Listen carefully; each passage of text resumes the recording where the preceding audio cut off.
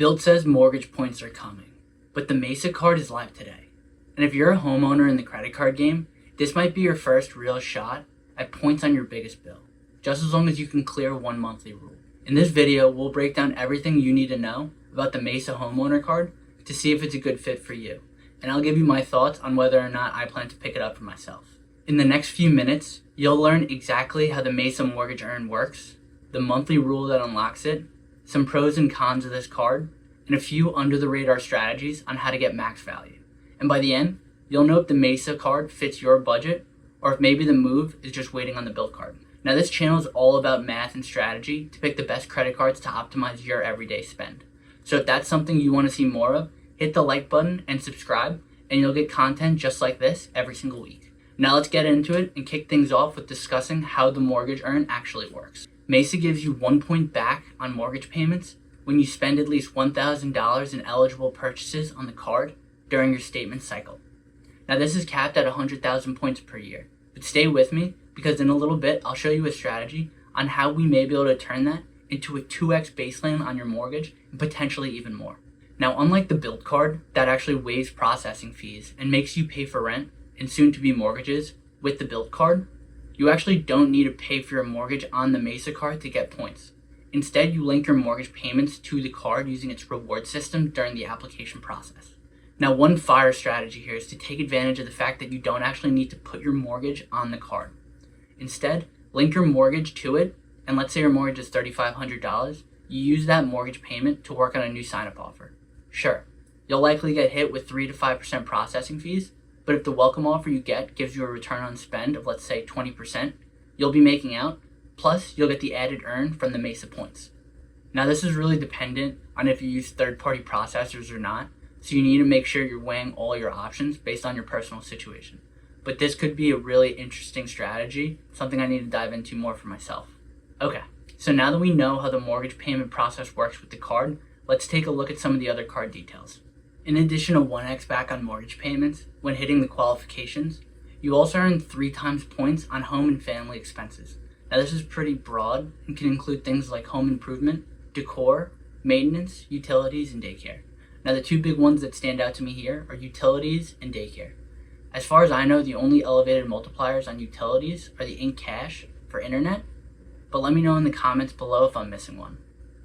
And if the ink cards are something you're looking into, I actually made a video comparing the ink cash versus unlimited here, so check that one out after this one.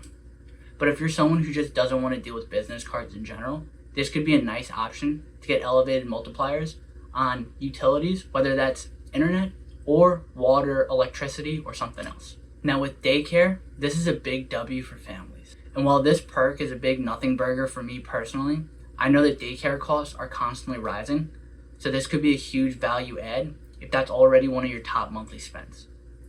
Now, in addition to this, the card also offers 2x on groceries, gas, and EV charging, and then 1x everywhere else.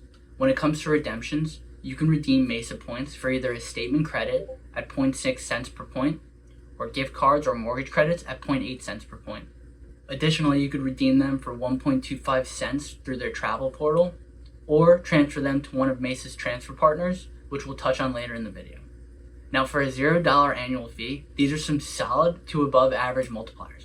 But what really makes this card shine, compared to some of its other no annual fee competitors, is the fact that they actually give you statement credits and benefits.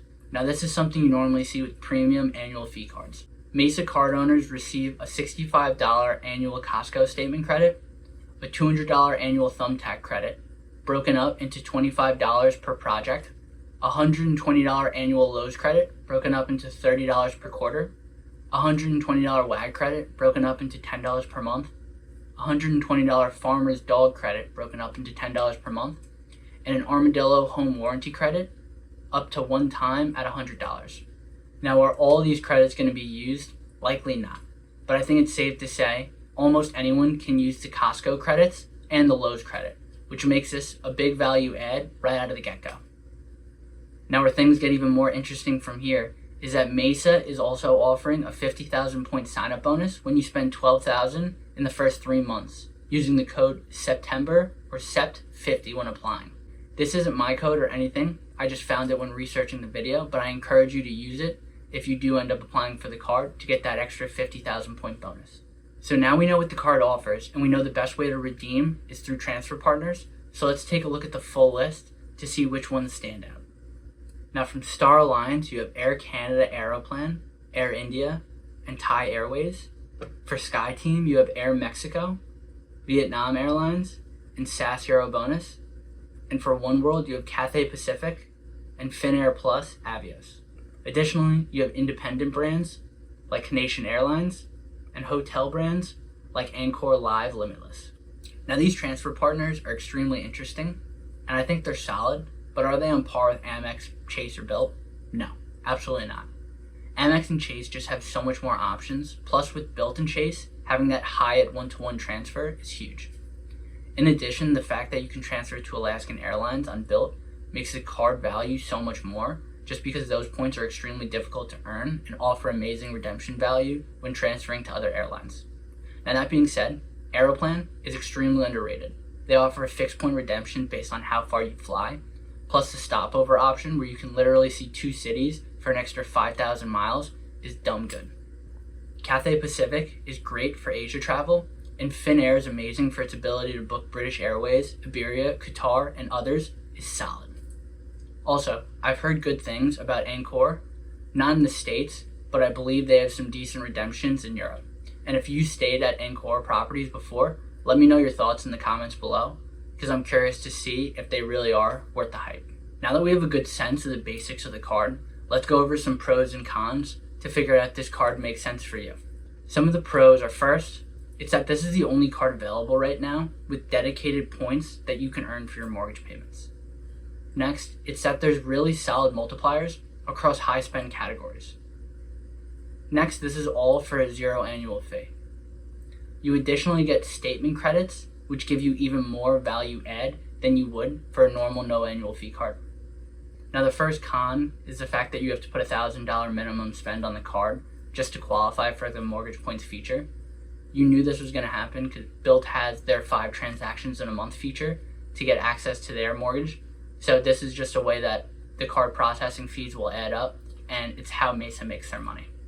Next, although the transfer partners are decent, I think that's where it stops. They're just okay. I think there's some other options out there that can give you more outside value and more optionality when it comes to picking destinations and choosing airlines. Lastly, it's the fact that the mortgage is capped at 100,000 points. Now, for most people, this is probably okay, but after that, you're not really earning anything. So it's the opportunity cost of going with this card versus, let's say, a Bilt card if you're under 524 using a 524 slot for just one of these cards. Now that we know everything there is about the Mesa card, the question is, should you get this card? First, I'm assuming a few things. One is that you have a mortgage. If you don't, there's probably better cards out there. So the next question would be, do you have daycare spend? If yes, I think this card has to be on your radar because it's phenomenal in that category. Next is your annual mortgage less than 100,000. Anything over, and I'm not sure this is worth it, as there's opportunity cost going with this card versus another. Next, are you under 524? For those who don't know, 524 is Chase's rule for opening personal cards, and it says that you're only able to open 5 personal cards in a 24-month span, after which you'll automatically be denied for Chase cards. Now, if you're not going for Chase cards, this doesn't matter as much, but because Chase cards are so powerful, specifically with the sign-up bonuses on the ink cards and some other sign-up bonuses that come across, once a year, I think you always have to have one slot open at all times, just in case to take advantage of those offers.